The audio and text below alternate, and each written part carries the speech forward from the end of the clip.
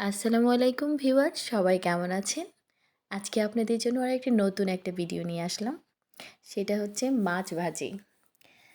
তো মাছ ভাজি করার জন্য আমরা কিন্তু প্রথমেই হচ্ছে ২ টো মাছের টুকরা নিলাম।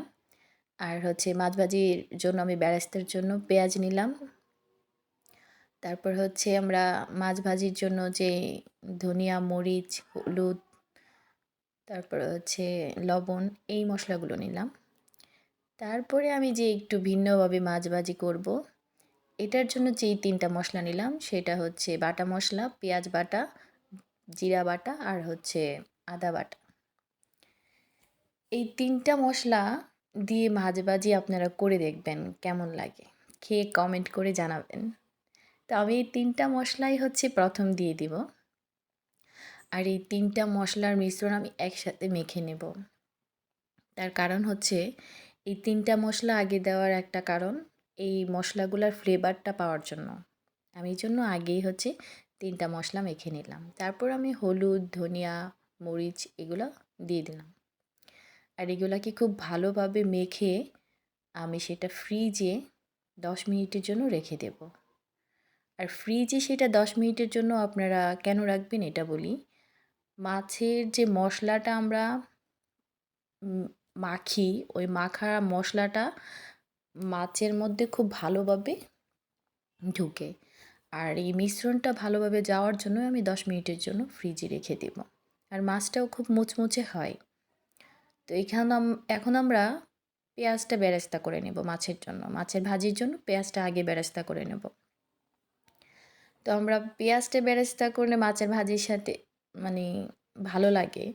আর দেখা যাচ্ছে আপনারা ১ম এই পেঁয়াজটা বেরেস্তা করে নেবেন এইজন্য যে উম মাছ মাছের ভাজিটা করার অনেকটা সুবিধা হয়। পেঁয়াজ বেরেস্তাটা আগে করে নিলে। আর পরে করলে দেখা যাচ্ছে কি হয় যে মানে মশলাগুলোও যেগুলা থাকে ওগুলা পুড়ে যায়। তো দেখেন আমি পেঁয়াজ বেরেস্তাটা অনেক সুন্দর করে করছি। খুব মুচমুচে হইছে দেখেন। আর কালারটাও কিন্তু খুব সুন্দর আসছে। তো আমি আগেই হচ্ছে এই পেঁয়াজ বেরেস্তাটা করে নিলাম। তারপর যে আমি মশলাগুলা মেখে যে মাছের ভাজির জন্য ১০ মিনিটের জন্য ফ্রিজে রেখে দিয়েছিলাম, এটা আমি বের করে নিয়ে আসলাম। আর এখন পেঁয়াজ বেরেস্তা করার পর যে তেলটুকু ছিল, এই তেলটুকুর মাঝেই হচ্ছে আমি মাছের ভাজিগুলো করব। আর মাছের ভাজিগুলো করার জন্য আমি কিন্তু খুব ধৈর্য সহকারে চুলার কাছে দাঁড়ায় থাকতে হবে। কারণ হচ্ছে আমাকে লো হিটে ভাজতে হবে। আর এই জন্য লো হিটে ভাজতে হবে, যে মশলাগুলো আমি ব্যবহার করেছি, এই মশলাগুলো যদি আমি খুব হাই হিটে ভাজতে যাই, তাহলে হচ্ছে আমার মশলাগুলো পুড়ে যাবে। আর তার জন্য হচ্ছে আমাকে লো হিটে ভাজতে হবে। আর লো হিটে ভাজলে দেখা যাচ্ছে যে মশলা পুড়ে না এবং মাছের যে কালারটা ওইটা খুব সুন্দর আসে। আর মাছের যে ভাজিটা সেটাও খুব মুচমুচে হয়। আর মশলা যদি পুড়ে যায় দেখেন দেখতেও ভালো লাগে না, খেতেও ভালো লাগে না। দেখেন আমার মাছের ভাজি হয়ে গেছে। তো আমি বেরেস্তার উপরে মাছের ভাজি উঠায় রাখছি। কিন্তু আপনার যে অবশিষ্ট তেল থাকবে সেই তেলটাও আপনি ব্যবহার করতে পারেন, খেতে পারেন আর কি। তো আমি সেটা বেরেস্তার উপরেই দিয়ে দিছি যেই তেলটুকু ছিল অবশিষ্ট। তো বেরেস্তাগুলা কিন্তু আমি অনেক আগেই রেখে দিয়েছিলাম। আর এখনও অবধি খুব মুচমুচেই মানে আছে। আর পেঁয়াজ বেরেস্তাটা আসলে দেখতেই কত সুন্দর লাগতেছে, কত সুন্দর একটা কালার আসছে।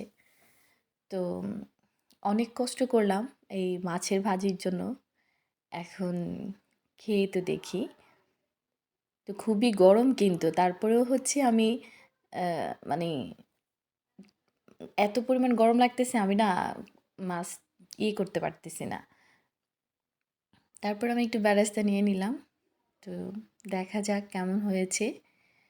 আর আপনারা কিন্তু অবশ্যই আমি যেভাবে মাছ ভাজি করেছি এভাবে খেয়ে দেখবেন।